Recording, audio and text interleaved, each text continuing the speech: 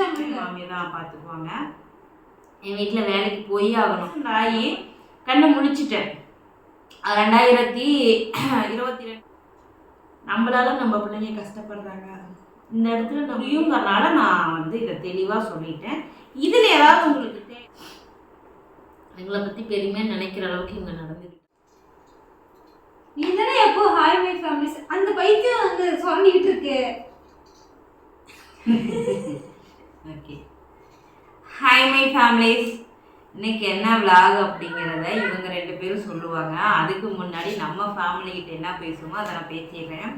So வாங்க வீடியோக்குள்ளே போகலாம். வீடியோக்குள்ளே போகிறதுக்கு முன்னாடி ஆரம்பமே ஸ்டார்டிங் ட்ரபிளாக இருக்குது, மன்னிச்சிருங்க. வாங்க வீடியோக்குள்ளே போகலாம். வீடியோக்குள்ளே போகிறதுக்கு முன்னாடி லைக் பண்ணுங்கள், ஷேர் பண்ணுங்கள், கமெண்ட் பண்ணுங்கள், மறக்காமல் சப்ஸ்கிரைப் பண்ணிவிட்டு பக்கத்தில் இருக்க பெல் ஐக்கன் டேப் பண்ணிக்கோங்க. அப்போ தான் நாங்கள் போடுற வீடியோஸ் உங்களுக்கு நோட்டிஃபிகேஷன் வரும். ஸோ இப்போ வாங்க வீடியோக்குள்ளே போகலாம்.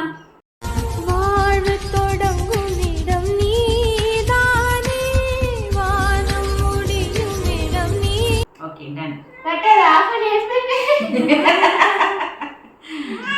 இப்போ என்னன்னா இங்க நடுவில் கொஞ்சம் கீச் கீச் சவுண்டு எல்லா சவுண்டும் வரும். அதுக்கு காரணம் வந்து அம்முங்கிற ஒரு குட்டி பிசாசு தான். அழகி வந்து தூங்குது. அம்முங்கிற ஒரு குட்டி பிசாசு தான் எல்லா ஸ்டடி பண்ணிட்டு இருக்குது. சரி வாங்க, இது என்ன வீடியோ அப்படின்னா எங்கள் அம்மா கிட்ட நாங்கள் கேள்வியே கேட்குறோம். எங்களை மட்டும் வச்சு செஞ்சாங்கல்ல 2 பார்ட், அதுவும் நீ ஒரே பார்ட்ல கேள்வி கேட்குறோம். சரிங்க, அவங்க கேள்வி கேட்கட்டும். அதுக்கெல்லாம் எப்படி நம்ம பதில் சொல்கிறோமோ அப்படி நம்ம சொல்லிடலாம். நர்வஸாக இருந்துச்சுன்னா மன்னிச்சுக்கோங்க. நெக்ஸ்ட் டைம் எடுக்கும் போது உங்களுக்கு வந்து நாங்கள் மைக் சவுண்டு சவுண்டு சவுண்டு கரெக்டாக சொன்னேன். கரெக்டாக சொன்னேன். நாய்ஸாவா? ஐயோ, ஒரு மாதிரி பதட்டமா இருக்குது. சரி, ஓகேங்க. ஏதாவது சவுண்டு அசம்பாவிதமா ஆமா, இவன் தாங்க. இப்ப இவன் வந்து நல்லா சுறுசுறுப்பு ஆயிட்டான். அவன் தூங்குறான். ரொம்ப சேட்டை. இன்னைக்கு வந்து குண்டிக்குள்ளார ஆயிலா இருந்துச்சு. நான் தான் எடுத்து கிளீன் பண்ணி விட்டு குளிக்க வச்சு எல்லாம் பண்ணிட்டேன். ஆமா, இன்னும் ஊடு தொடங்கும் போது வந்து வந்துன்னா வாளிக்கு ஒரே முக்கு.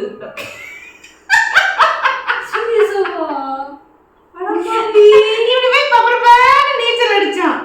அதுக்கப்புறம் இவன் கொஞ்சம் சேட்டை பண்றான். அவங்க அம்மா கறி வந்துட்டா.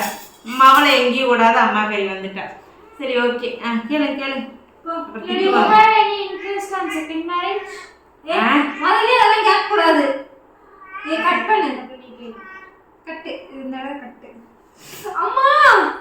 முதல் கொஸ்டின் என்ன தெரியுமா?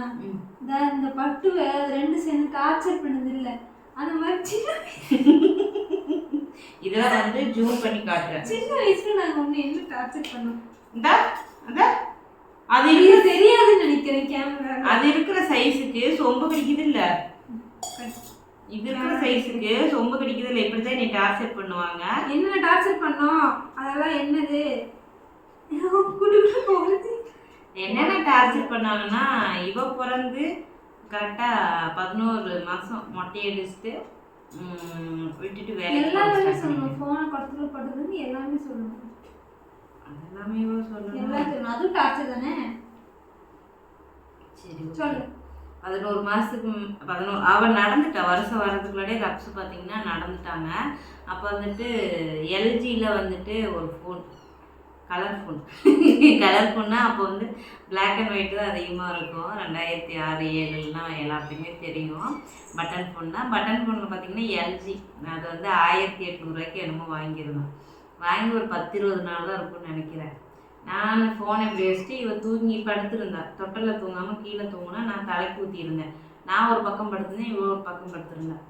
என்ன பண்ணிட்டாங்க, எந்திரிச்சு நீட்டாக அந்த ஃபோனை கொண்டுட்டு போயிட்டு நான் தலைகாணி கடியில் வச்சுருந்த ஃபோனை எடுத்துகிட்டு போய் தண்ணிக்குள்ளே தான் போட்டா. எங்கள் மாமியார் வேறு ஃபோனை காணானா என்னை வச்சு செஞ்சு விட்ருன்னா அழமோதில். பக்கத்தில் வந்துட்டு ஒரு அக்கா வீட்டில் கண்ணம்மாக்கா வீட்டுக்கு இருக்கா, அவங்க ஃபுல்லாக வெஜ்ஜின்னு இருக்கு. அவங்ககிட்ட போய் ஃபோன் பண்ணுங்கப்பா அப்படின்னா புடத்துக்குள்ளார ரிங் அடிக்குது. அப்புறம் எடுத்து கட்டி எல்லாம் இது பண்ணோம். அந்த ஃபோன் அன்னத்தையோட ஊற்றி மூடிருச்சு. ஃபஸ்ட்டு சேட்டை இவங்க இது. அடுத்து வைக்கிறது இதெல்லாமே சேட்டையில தானே வரும். பிடிச்சி கடிச்சு வைக்கிறான்ல. அதான் அதுக்காக வந்து அதையவே ஃபுல்லா பேசணும்னா டைமிங் ஃபுல்லா போயிடும்ல. டைமிங் ஃபுல்லா போயிடும். அது வந்துட்டு எப்படின்னா நிரு ரக்ஷன் குழந்தைகள் சேட்டைன்னு வீடியோ போடணும். ஒரு சேட்டை இவங்களோடது ஒரு சேட்டைன்னு பாத்தீங்கன்னா நான் சேட்டை செய்யல, நான் ஆஸ்பத்திரியே போயிருந்தேன், நான் சேட்டை செய்யல. இவ சேட்டை செய்யறதுக்கு முன்னாடி என்ன நடந்துச்சுன்னா, நான் இவ பிறந்து இவளும் அதே போலதான் 9 மாசத்துல 8 மாசத்துல தின்ன போடுறதுக்கு நடங்குவாங்க பார்த்தீங்களா, வயிற்றால போகும் பார்த்தீங்களா, அதுலேருந்து அவளுக்கு 11 மாதம் ஆகிற வரைக்குமே ஹாஸ்பிட்டலில் ட்ரீட்மெண்ட்டு லொட்டு லொஸ்க்குன்னு இவளுக்கு பார்த்துட்டு வந்தோம். அப்புறம் விட்டுட்டு வேலைக்கு போக வேண்டிய கட்டாயம் வந்துருச்சு. அதுக்கு முன்னாடியே தான் நான் வேலைக்கு தான் போயிட்டு இருந்தேன். இவளும் பால் குடிக்கும் போதே தொட்டிலில் தூங்க போட்டு வேலைக்கு போயிடும். என் மாமியை தான் பார்த்துக்குவாங்க. என் வீட்டில் வேலைக்கு போய் ஆகணும்.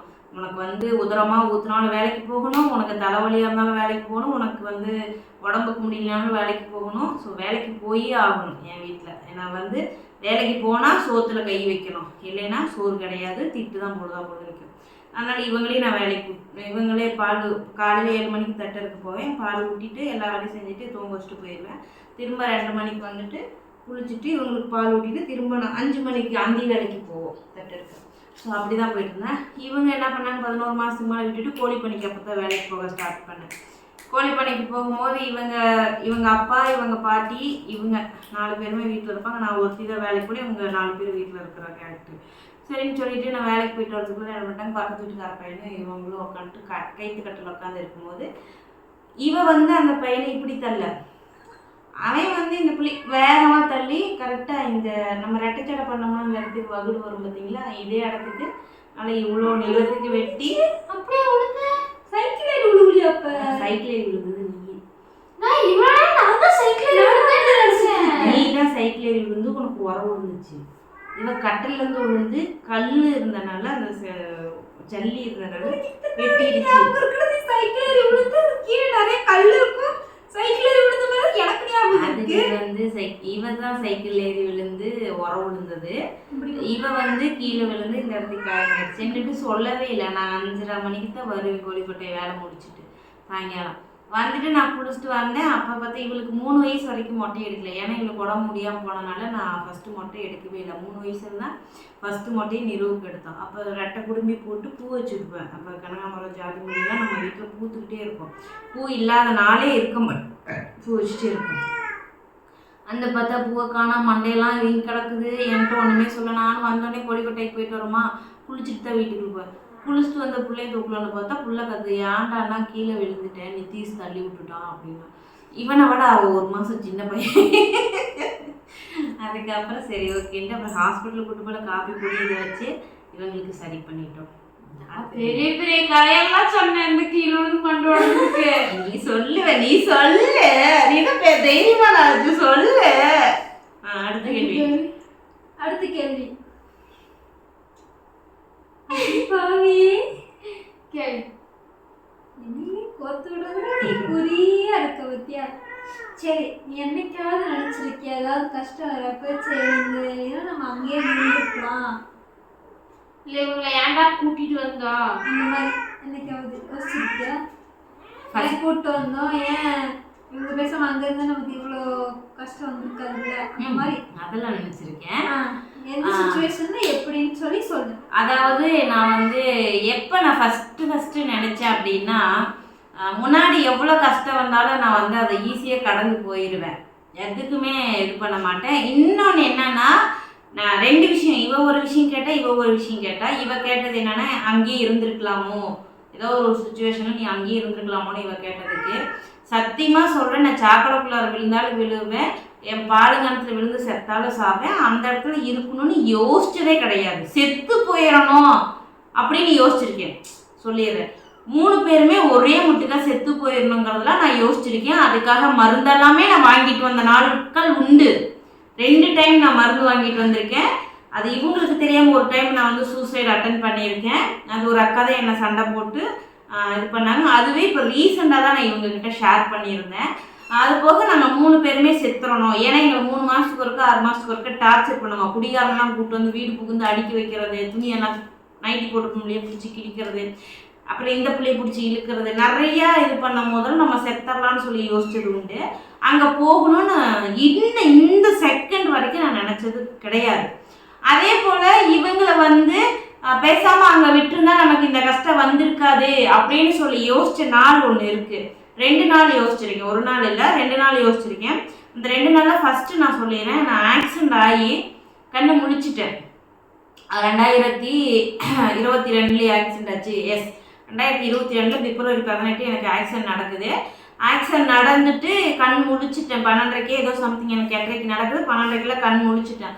முழிச்ச பின்னாடி பாப்பா 2 பேர் இந்த பக்கம் ஒருத்தி இந்த பக்கம் ஒருத்தி அழுதுட்டு இருக்காங்க. இந்த கை வந்து செயல் இல்லை, இந்த கை அவ்வளோதான், சர்ஜரி பண்ணுன்ட்டாங்க. ஜிஹெச்சில் வந்து 2 நாள் இருந்தோம். வெள்ளிக்கிழமை அடிபட்டுச்சு, வெள்ளி சனி, சனிக்கிழமை மதியம் நாங்கள் வந்து சரண ஹாஸ்பிட்டலுக்கு டிஸ்சார்ஜ் ஆகி போயிட்டோம். அங்கே போயிட்டு சர்ஜரி எல்லாம் பண்ணி நைட்டு 11:30 மணிடா, 11 அந்த ரேஞ்சுக்கு என்னை வந்து ஐசியூலேருந்து நான் வார்டுக்கு மாற்றிட்டு வந்தாங்க. வந்த உடனே கண் முழிச்சிட்டேன். கண் முழிச்சிட்டு எனக்கு வந்து யூரின் டியூப் போட வேணாம், நான் எந்திரிச்சு யூரின் போய்க்கிறேன்னு சொல்லிட்டேன். ஏன்னா அதோட எரிச்சல் அதிகமாக இருக்கும், அதனால் அது எனக்கு வேணாம்னு சொல்லிட்டு நான் இதை மட்டும் நான் பண்ணிக்கிட்டேன், சர்ஜரி பண்ணிட்டேன். அந்த பெட்டில் வந்து 2 பேர், நான் ஒன்று, இன்னொரு அக்கா ஒன்று இருந்தாங்க. ஸோ பாட்டி அவங்க இருந்தாங்க. அவங்க அடுத்த நாள் டிஸ்சார்ஜ் ஆகிட்டாங்க. அப்புறம் நாங்கள் இப்படி இருக்கும் போது அந்த இவளுக்கு பயம், அதனால் இவளை வந்து என்ன பண்ணிட்டோம்னா கெமிலா வீட்டில் வந்து இவளை விட்டுட்டோம். அவங்க அம்மா அப்பாவை கூப்பிட்டு கொண்டு போய் அவங்க வந்தாங்க. உண்மையாக சொல்லணும்னா அந்த இடத்துல வந்து கடவுளாக தெரிஞ்சது கெமிலா அவங்க அப்பாவும் அம்மாவும் தான். ஏன்னா என்னை யாருனே தெரியாது, என்னை பார்த்தது கிடையாது. அப்போ நான் சோசியல் மீடியாவில் கிடையாது, ஒன்றுமே கிடையாது. என்னை ஃபோட்டோவில் கூட பார்த்துருக்க மாட்டாங்க. இவளுக்கு ஒரு அம்மா, இவளுக்கு அப்பா இல்லைங்கிறது அவங்க அப்பா அம்மாவுக்கு தெரியுமான்னு கூட எனக்கு தெரியாது. நான் அடிபட்ட உடனே ஜிஹெச்சில் இருந்து என் ஃபோனில் சைடு ஃபிங்கர் வச்சு பாப்பாவுக்கு ஃபோன் பண்ணி சொல்லிட்டாங்க. இவங்களும் வந்துட்டாங்க. அப்புறம் இங்கே வீரபாண்டிய இருக்கவங்களும் அவங்களும் வந்துட்டாங்க. அந்த பின்னாடி என்ன ஆயிடுச்சுன்னா எங்கள் நடராஜ் மாமா எல்லாருமே வந்துட்டாங்க. ஓரளவுக்கு சரௌண்டிங்கில் பார்த்தீங்கன்னா வந்துட்டாங்க. பகல் ஃபுல்லாக யாரோ ஒருத்தருக்கு கூட இருப்பாங்க. இவ இவ ஃபுல்லாகவே அங்கே இருந்துட்டா. எனக்கு அடிபட்டோடனே, ஏன்னா அப்போ நான் இருந்த ஆள் ரொம்ப வீக்காக ஒல்லியாக இருப்பேன். அடிபட்டு இதெல்லாம் வீங்கி இங்கே தேய் போட்டு இங்கே இது ஃபுல்லாக காயம் ஒரு டெட் பாடி ரேஞ்சில் தான் இருந்தேன்னு வச்சுக்கோங்களேன். அந்த ஃபோட்டோவே நான் வந்து சர்ஜரி முடிஞ்சு வீடு வந்த பின்னாடி நான் பார்த்தேன். அது பிரபாக்காவுக்கு அனுப்புறதுக்காக பாப்பா எடுத்திருந்தா அந்த ஃபோட்டோ. நீ இப்படி தான் இருந்தேன்னு சொல்லி என்கிட்ட பிள்ளை காமிச்சிருந்தா. படுத்த வண்ணமாக அப்படியே அந்த ஸ்ட்ரெச்சரில் அப்படியே கிடந்தேன். அதை பார்க்கும்போது ஒரு டெட் பாடி எப்படி இருக்குமோ அப்படி தான் நான் இருந்த வாயை பொழுதுகிட்டு. அப்புறம் அந்த நைட்டு வந்து இவளும் தலைக்கு ஊற்றிட்டா. இவளுக்கும் வயிறு வலி. நானும் சர்ஜரி பண்ணுற அன்னைக்கு எனக்கும் டேட்டு அன்றைக்கும் ஆயிட்டேன். ஐ மீன் சர்ஜரி பண்ணிட்டு வந்து தான் நான் ஆனேன். அது முன்னைக்கும் நான் ஆனதே இல்லை. அந்த சும்மா எனக்கு ரெஸ்ட் ரூம் வரும். நார்மலாகவே நான் பீரியட்ஸ் ஆகிட்டேன்னா ரெஸ்ட் ரூம் வரும். அப்போது என் பக்கத்தில் யாரும் கிடையாது. இவ வயிற்று வலியில் இருக்கா. எப்படின்னா கையில் வந்து இந்த பக்கம் பிளட் ஏறுது, இந்த பக்கம் ட்ரிப்ஸ் ஏறுது.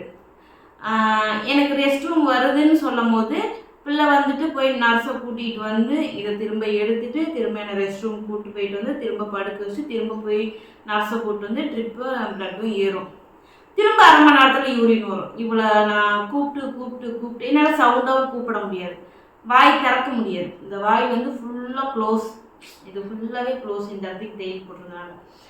அப்போ இவளையும் மெதுவாக கூப்பிட்டு எனக்கு அர்ஜெண்ட்டாக வரும். அப்போ நான் வந்து என்னையே அறியாமல் அழுவேன், ரொம்ப டென்ஷன் ஆவேன். அப்போ நினச்சது உண்டு, நம்மளால நம்ம பிள்ளைங்க கஷ்டப்படுறாங்க, இந்த இடத்துல நம்ம ஏன் இவங்களை கூட்டிகிட்டு வந்தோம் அப்படின்னா அன்னைக்கு நினச்சது உண்டு. எப்போனா 2022 பிப்ரவரி 21 நைட்டு நான் வந்து யோசித்தது உண்டு. அப்போது என்னையே அறியாமல் அழுதது உண்டு. யாரும் இருக்க மாட்டாங்க. அடுத்த நாள் நடராஜ் மாமா வந்துட்டு நடராஜ் மாமா லோகாக்கா எல்லாமே வந்துட்டாங்க. அப்புறம் நடராஜ் மாமா நான் சாயங்காலமாக அத்தையை வர சொல்கிறேன் எங்கள் விதா, நீங்கள் ஒன்றும் பயப்படாதுன்னு சொல்லிட்டு எங்கள் அத்தை வந்து ஒரு வாரம் எங்களோட இருந்தாங்க.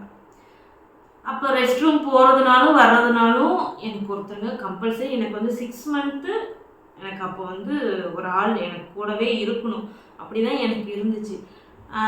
அப்பயே பார்த்தீங்கன்னா எங்கள் ரிலேட்டிவில் நெருங்கின சொந்தம்னா சொந்தத்தை சொல்ல விரும்பலை. இன்றைக்கி என்கிட்ட நல்லா பேசுகிறாங்க, ஆனால் என்னால் அதை வந்து கடந்து வர முடியல. அந்த சொந்தம் ஃபோன் பண்ணி என்கிட்ட என்னால் வந்து பார்க்க முடியல, நீங்கள் எப்படி இருக்கீங்க என்ன இருக்கீங்க. அப்பயும் என்கிட்ட 2 ஃபோன் இருந்துச்சு. ஒன்று நான் ஜியோ சிம்மு, ஒன்றில் ஏர்டெல் சிம்மு போட்டிருந்தேன். ஏர்டெல் சிம் நம்பர் தான் எல்லாத்துக்குமே தெரியும், ஜியோ சிம்மு அவ்வளோக்கா தெரியும், ரொம்ப க்ளோஸாக இருக்கிறவங்களுக்கு மட்டும் தெரியும். இப்போ எனக்கு அந்த நம்பருக்கு ஃபோன் பண்ணுறாங்க. ஃபோன் பண்ணி நான் எடுத்து சொல்லுங்கள் எப்படி இருக்கீங்க என்ன எதுன்னு பேசும்போது ஒரு லேடி தான் இத்தனைக்கும் பேசிட்டு, உங்களுக்கு கை வந்துருச்சா, உங்களுக்கு கை வராதுன்னு நினச்சேன். எப்போ எனக்கு சர்ஜரி முடிஞ்சு 6 மாதம் ஆனதுக்கப்புறம் ஃபிசியோவுக்குலாம் நான் போயிட்டு வந்து கை தொங்க போட்டுட்டேன். ஃபிசியோ போய்கிட்டு இருக்கேன். அப்போது உனக்கு கை வராதுன்னு நினச்சேன், கை வந்துருச்சா, நீ வந்து உன் பிள்ளைய கூட்டிகிட்டு வந்து உன் பிள்ளைய இவ்வளோ கஷ்டப்படுத்துகிற, அதுங்க அங்கேயாவது இருந்தால் நல்லா இருந்திருக்கும், ஈகோவால் அந்த பிள்ளைங்களை கூட்டிகிட்டு வந்து நீங்கள் கஷ்டப்படுத்துகிற அப்படின்னு சொல்லிட்டு அவங்க என்னை ரொம்ப கேவலமாக பேசினாங்க. நீயே அந்த ஃபோனில் கை வராது அப்படின்லாம் நான் இருந்தேன் அப்படின்னு சொல்லி ரொம்ப பேசும்போது அப்போ நான் யோசிச்சது உண்டு. நம்மளால் நம்ம பிள்ளைங்களும் வந்து கஷ்டப்படுறாங்க, ஒரு வேளை அங்கே விட்டுருந்தா அவங்க சந்தோஷமாக இருந்திருப்பாங்களோ, அவங்க நல்லா இருந்திருப்பாங்க. ஏன்னா இவள் டென்த்துங்கும் போது இவ தான் சமைக்கணும், இவ தான் இவளுக்கு தலை சீவிக்கணும், அவளுக்கு தலை சீவணும், எனக்கு குளிக்க வைக்கணும், எனக்கு சோறு ஊட்டணும், மதியத்துக்கெல்லாம் எடுத்து வச்சுட்டு போகணும். இவங்க வீட்டை பூட்டிகிட்டு போயிடுவாங்க, திரும்ப ஈவினிங் வந்தால் கதவை திறப்பாங்க. காலைல ரெஸ்ட் ரூம் கூப்பிட்டு போயிட்டு வந்துட்டாங்கன்னா திரும்ப இவங்க 6:30க்கு வர முடிக்கும். அந்த ரெஸ்ட் ரூம் வந்தால் கூட அடக்கிட்டு உட்காந்துருப்பேன், இல்லை படுத்திருப்பேன். இதுதான் நடக்கும். விட்டு எந்திரிச்சாலும் என்னால் நடக்கவெல்லாம் முடியாது. அந்த கண்டிஷனில் நான் வந்து 6 மாதம் இருந்தேன். அப்போ யாருமே என்னை பார்க்கலாம் வரல, எல்லாருமே அப்படியே என்னால் ஃபோன் பண்ணி விசாரிச்சுட்டு அப்படி அப்படியே விட்டுருவாங்க. நானும் அது கண்டுக்கல. அன்னைக்கு நான் ஃபீல் பண்ணதோட அன்னைக்கு ஃபீல் பண்ணிவிட்டு அடுத்து உடனே நான் யோசித்தேன், கடவுளே என்னை சீக்கிரமாக குணப்படுத்தி விட்டு என் பிள்ளைங்களுக்கு நான் ஓடணும், நான் வாடகை கட்டணும், என்கிட்ட அப்போ கடன் கிடையாது அப்படின்னா சொல்கிறேன். அடிப்படுறதுக்கு முன்னாடி வரைக்கும் என்கிட்ட 1 ரூபா கூட கடன் கிடையாது. நான் வட்டிக்கு விட்டுட்டு இருந்தேன், 2 ரூபா வட்டிக்கு. நான் வந்து 4 லட்ச ரூபா வட்டிக்கு விட்டுட்டு இருந்தேன். வட்டி காசை வாங்கி நான் வந்து சாப்பிட்ட நாட்கள் உண்டு, வாடகை கொடுத்த நாட்கள் உண்டு, என் பிள்ளைங்களுக்கு நல்லது கெட்ட செஞ்ச நாட்கள்லாம் உண்டு. அதனால் கடவுளே நான் வந்து வந்துடணும், நான் ஓடிடணும், என் எதிரி முன்னாடி நான் இப்படி சோர்ந்து உட்காரக்கூடாது அப்படின்னு நான் எனக்குள்ளே ஒரு வைராக்கியத்தை கொடுக்கும் போது என் பசங்க 2 பேரும் நீங்கள் சோசியல் மீடியாக்குள்ளே வாங்க அப்படின்னு சொல்லிட்டு ஒரு மோட்டிவேஷன் கொடுத்து என்னை கொண்டு வந்தாங்க. அந்த என்னோட ரிலேஷன் அப்படி கூப்பிட்டு பேசின அடுத்த செகண்ட் நான் யோசித்து ஃபீல் பண்ணி அழுதுட்டு அவங்க என்கிட்ட 22 நிமிஷம் பேசுகிறாங்க. என்னால் அதை அவங்க பேசின ஒவ்வொரு வார்த்தைகளும் இன்னுமே என் காதில் கேட்குற மாதிரி இருக்குது. ஸோ அதனால் வந்து என்னால் அதை மறக்க முடியல.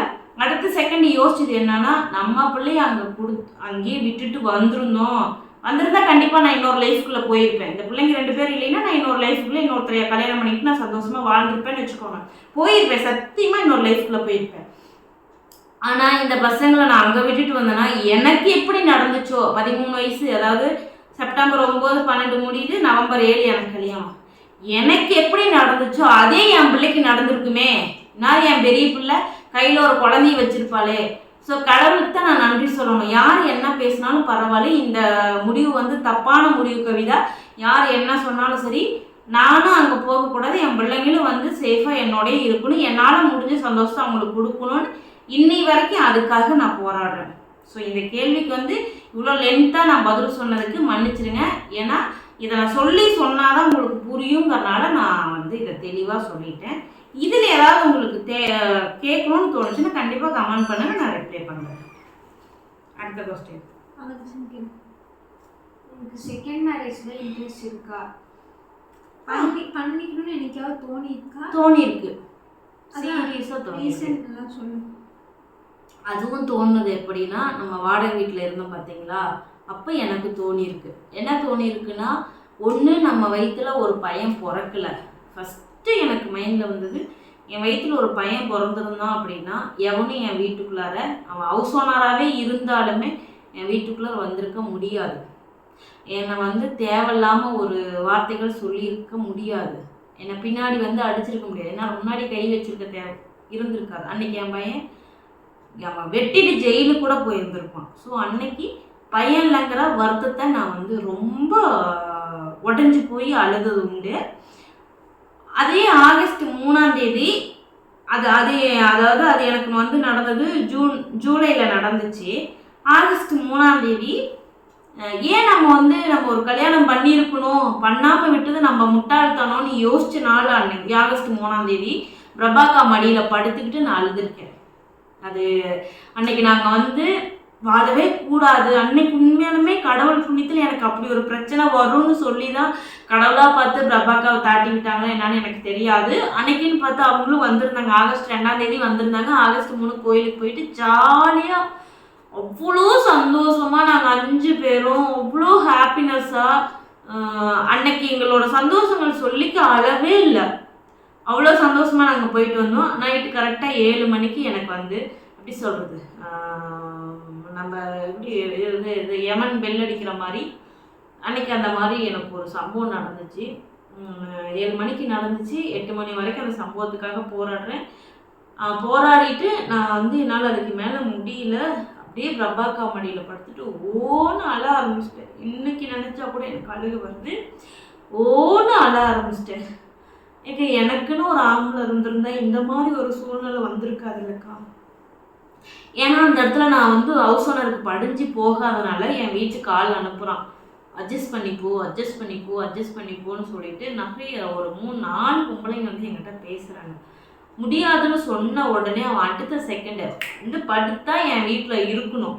திருப்பூர் சில்க்ஸில் அடுத்த நாள் ஒரு ஈவெண்ட்டுக்காக நான் ஒரு ப்ளவுஸ் எடுக்க நானும் பிரபாகாவும் போயிருக்கோம். என் கூட படுத்தா நீ வந்து என் வீட்டில் குடியிருக்கணும், இல்லைன்னா நாளைக்கே வீடு காலி பண்ணணுன்ட்டான். எப்படி இருக்கும் நமக்கு? அப்போ நான் வந்து பிரபாக்காட்ட சொல்லிட்டு அழுது, நான் மட்டும் என்ன தப்பு செஞ்சேன், ஏன் இப்படி எனக்கு நடக்குது அப்படின்னு சொல்லிட்டு ஒரே அழுக. அன்னைக்கு நான் வந்து 2வது கல்யாணம் பண்ணியிருக்கணும், நம்ம பண்ணாமல் விட்டது. எங்கள் அப்பா சொன்ன அன்னைக்கே நான் பண்ணியிருக்கணும், பண்ணாமல் விட்டது என் முட்டாள்தனம் தான். அன்னைக்கு நான் ஃபீல் பண்ணது உண்டு. சீரியஸாக நான் ஃபீல் பண்ணது உண்டு. இப்பயும் எனக்கு வந்து கல்யாணம் பண்ணிக்கணும் மீன்ஸ் நீங்களாம் சிலர் நினைப்பீங்க அவள் உடம்பு சுகத்துக்காக பண்ணிக்கணும்னு. அப்படி கிடையாது. இப்போ எனக்கு முடியல, உண்மையாக சொல்கிறேன். காலையிலேருந்து ஓடியாரேன். எனக்கு கைகாலெலாம் ரொம்ப நடுக்கமாக இருக்குது. என்னால் முடியல. உடம்பும் மனசும் அவ்வளோ சோர்வாக இருக்குது. இப்போ என்னால் முடியலனாலும், ஆனால் நான் வந்து முடியலன்னு காட்டிக்க முடியாமல் ஓடியாரேன். இந்த பசங்களை கூட்டிகிட்டு வரேன். என்னோட பார்ட்னர் ஒருத்தங்க இருந்தாங்கன்னா என்னால் முடியல நீ போப்பான்னு சொன்னால் ஓடுவாங்க. அப்போ ஒரு சொம்பு தண்ணி கொண்டாந்து தருவாங்க. இன்னைக்கு கூட நான் அதை நினச்சது உண்டு. ஆகஸ்ட் 3 அதுக்கப்புறம் இன்றைக்கும் நான் நினச்சிருக்கேன். இப்போ இந்த ஒரு வருஷத்தளவில் நான் நிறைய நாள் நினச்சிருக்கேங்க. சீரியஸாக சொல்கிறேன், நிறைய நாள் நினச்சிருக்கேன். பண்ணியிருந்துருக்கலாமோ, நம்ம பண்ணாமல் விட்டுட்டோமோ. என்னை தேடி வந்த போதெல்லாம் நான் எல்லாத்தையும் ஒதுக்கி விட்டு வெட்டி விட்டு ரொம்ப கேவலப்படுத்தி ரொம்ப அசிங்கப்படுத்திட்டேன். நீ இதுக்காக தான் வர, நீ இதுக்காக தான் பேசுகிற அப்படின்னு சொல்லிட்டு ரொம்ப அவமானப்படுத்தியிருக்கேன். ஆனால் என்னை புரிஞ்சுக்கிட்டு வந்தவங்களை எல்லாத்தையுமே நான் வந்து வேண்டான்னு ரிஜெக்ட் பண்ணிட்டேன். அதனால் இன்றைக்கி கூட நான் உட்காந்து ஃபீல் பண்ணது உண்டு. இப்போது ஒரு வீடியோ எடுக்கிறதுக்கு ஒரு 10 நிமிஷத்துக்கு முன்னாடி கால் நடுக்க என்னால் கீழே உட்கார முடியல. அப்படி ஒரு கால் நடுக்கம் கொடுத்துச்சு. எனக்குள்ள ஒரு பயம், நமக்கு ஏதாவது ஒன்று நம்ம பசங்களை யாரை பண்ணியிருக்கலாமோ அப்படிங்கிற எண்ணம் எனக்குள்ளே இருக்குது. அந்த ஆசைகள்னால் கல்யாண ஆசை அப்படி இல்லை. எனக்கு இப்படி கை கோர்த்துட்டு போகணும், எங்கேயாவது நாங்கள் போனால் 4 பேர் போகணும், கோயிலுக்கு போகலாம், ஒரு ரெஸ்டாரண்ட் போகலாம், ஜாலியாக ஒரு படம் பார்க்க போகலாம், ஒரு ஷாப்பிங் போனால் 4 பேர் போகலாம், எனக்கும் ஜாலியாக பேசணும். என்னோட கல்யாண லைஃப்பை நான் வந்து கல்யாண லைஃப்னு யோசிக்கிறதுக்கு முன்னாடி என் லைஃப் முடிஞ்சிருச்சு. இப்போ எனக்கு அந்த லைஃப் மேலே ஆசையாக இருக்குது. அந்த என்ன முடிஞ்சு போனால் கல்யாண லைஃப் கிடையாது. கல்யாண லைஃப் மேலே ஒரு ஆசை இருக்குது. அவங்களோட சேர்ந்து போகணும், ஒரே மாதிரி ட்ரெஸ் போடணும், ஒன்றா வீடியோ பண்ணணும், ஒன்றா ரீல்ஸ் பண்ணணும் அப்படிங்கிற ஆசை ஆசை இருக்குது. நான் சொன்னேன், அது எனக்கு மிகப்பெரிய ஆசையாகவே இருக்குது. நடக்குமான்னு தெரியாது, நடக்க வாய்ப்பு இல்லை. அப்படியே நடந்தாலும் உங்ககிட்ட நான் ஷேர் பண்ணுவேன். பட் ரொம்ப ஆசை இருக்குது எனக்கு அது. ஓகே, அடுத்து அவ்வளோதான். சரி, நீ என்னைக்காவது வந்து என்ன சொல்கிறது, பெருமையாவோ இல்லை எங்களை பற்றி என்னைக்காவது பெருமையாக நினச்சிருக்கேன்? எங்களை பற்றி பெருமையாக நினைக்கிற அளவுக்கு இவங்க நடந்துக்கிட்டாங்க. என்னென்ன விஷயம்னு பார்த்தீங்கன்னா, ஃபர்ஸ்ட் ஆஃப் ஆல் வந்து எனக்கு அம்மாவாக நின்று எனக்கு உடம்புக்கு முடியாத போது தோல் கொடுத்து தூக்கி விட்டு என்னை எல்லாமே பார்த்துக்கிட்டாங்க. அதில் நான் வந்து 2 பேர்த்துமே பெருமையாக நினைக்கிறேன். இன்னும் சொல்லப்போனால் என்னோட கஷ்ட நஷ்டங்கள்லாம் புரிஞ்சிக்கிறாங்க. இதெல்லாம் மிகப்பெரிய ஒரு விஷயந்தான். இன்னைக்கு என் அக்கௌண்ட்டில் வந்து 120 ரூபா தான் பணம் இருக்குன்னா என் பிள்ளைங்க என்கிட்ட எதுவும் கேட்க மாட்டாங்க. நானாக வாண்டடாக ஏதாவது பண்ணாதான். ஸோ நான் புரிஞ்சுக்கிட்டேன். என்ன இருக்கோ அதுக்கு தகுந்த மாதிரி 2 பேருமே எனக்கு சாதகமாக நிற்பாங்க. ஸோ எனக்கு கிடைச்ச மிகப்பெரிய கிஃப்ட்டுன்னு சொன்னீங்கன்னா இவங்க 2 பேர் தான். என்னை எல்லாரும் வந்துட்டு உன்னால் முடியாதுன்னு சொல்லும் போது என்னால் முடியும் அப்படின்னு ஓட வச்ச விஷயம் அப்படின்னு பார்த்தீங்கன்னா இவங்க 2 பேர் தான். நான் இவங்களுக்காக ஓடணும், இவங்களுக்காக சம்பாதிக்கணும், இவங்களுக்காக நான் சாப்பிடணும், இவங்களுக்காக நான் வாழணும், என்ன நடந்தாலும் இவங்களை நான் நல்லா பார்த்துக்கணும் அப்படிங்கிற எண்ணம் இவங்களுக்காக ஓட வச்சது. அந்த ஓடுறதுக்கு காரணம் இவங்க. அப்போ இவங்களை நினச்சி தான் நான் பெருமைப்படணும். ரொம்ப ஹாப்பியாக இருக்குது. என்ன சின்ன வருத்தம், இன்னும் கொஞ்சம் நல்ல மார்க் எடுத்திருந்தா இன்னும் கொஞ்சம் பெரிய காலேஜில் ஜாயின் பண்ணியிருந்தா நல்லா இருந்திருக்குமாங்கிற ஒரு ஃபீல் அப்போ இருந்துச்சு. இப்போ அப்படி கிடையாது. எங்கே இருந்தாலும் திறமை உள்ள பிள்ளைங்க படிச்சுக்கோ, திறமை உள்ள பிள்ளைங்க பொழைச்சிக்கோ, நல்லபடியாக படித்து நல்லபடியாக படித்து ஒரு வேலைக்கு போயிட்டு 2 பேருக்கு ஹெல்ப் பண்ணுற அளவுக்கு அவங்க வளர்த்திக்கணும். இது என்னோட அன்பான ரெக்வஸ்ட்டு எல்லாத்துக்குமே. இவங்க 2 பேர்த்தையும் சொல்ல, எல்லா பொம்பளை புள்ள பசங்களுக்குமே அவங்க நல்லா படித்து ஒரு வேலைக்கு போய் ஒரு 2 பேர்த்துக்குனாவது நம்ம ஹெல்ப் பண்ணுற அளவுக்கு நம்மளோட டெவலப் பண்ணிக்கணும், நம்மளோட திறமைகளை வளர்த்திக்கணும். எனக்கு அது இங்கிலீஷ்லாம் சொல்ல வராது. நம்மளோட திறமைகளை வளர்த்திக்கணும், நம்ம அப்பா அம்மாவுக்கு பெருமை சேர்த்து கொடுக்கணும். அதில் நான் ஃபர்ஸ்ட் ஆஃப் ஆல் நான் அதை சொல்லுவேன். ஓகேங்களா? பட் அவ்வளோதானே. ஒன்று என்னை கடிக்க வேணாங்க, அதை இடத்த கடிக்கணும். வேறு ஒரு வீடியோவில் சந்திப்போம். அது வரைக்கும் உங்களிடமிருந்து விடைபெறுவது உங்கள். உங்களுக்கு பார்த்தாலே தெரியும் 3 பேர் அப்படியே இருக்கும் அப்படின்னா கொஞ்சம் முடியல, அதனால எல்லாரும் இப்படியே இருக்கும். அதே எனக்கு கண்ணெல்லாம் செம்மையாக எரியுது, கண்ணை அப்படியே திறக்கவே முடியல. எனக்கு 2-3 மணி நேரம் தூங்குது. எனக்கு ஏதோ ஆகுது, அது என்ன ஆகுதுன்னு எனக்கும் தெரியல. சரி, டாட்டா. உங்களிடமிருந்து விடைபெறுவது உங்கள் கவிஸ்வரி குறுக்கு. வேறொரு வீடியோ சந்திப்போம். டாடா, பாய்.